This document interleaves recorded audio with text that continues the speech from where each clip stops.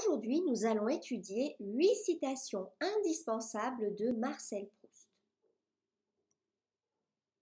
La vraie vie, la vie enfin découverte et éclaircie, la seule vie par conséquent réellement vécue, c'est la littérature. Car le style pour l'écrivain, aussi bien que la couleur pour le peintre, est une question non de technique mais de vision. Par l'art seulement, nous pouvons sortir de nous, savoir ce que voit un autre de cet univers qui n'est pas le même que le nôtre et dont les paysages nous seraient restés aussi inconnus que ceux qu'il peut y avoir dans la lune. La lecture est au seuil de la vie spirituelle. Elle peut nous y introduire, elle ne la constitue pas.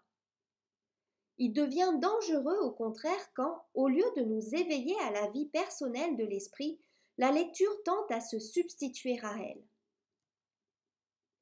L'atmosphère de cette pure amitié est le silence, plus pur que la parole, car nous parlons pour les autres, mais nous nous taisons par nous-mêmes.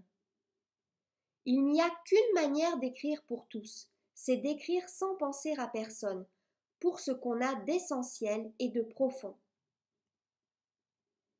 J'aurais voulu donner à chaque partie de mon œuvre le titre de porche ou d'abside. Le seul mérite de mon livre est la solidité de ses parties. Les seules personnes qui défendent la langue française sont celles qui l'attaquent. Chaque écrivain est obligé de se faire sa langue.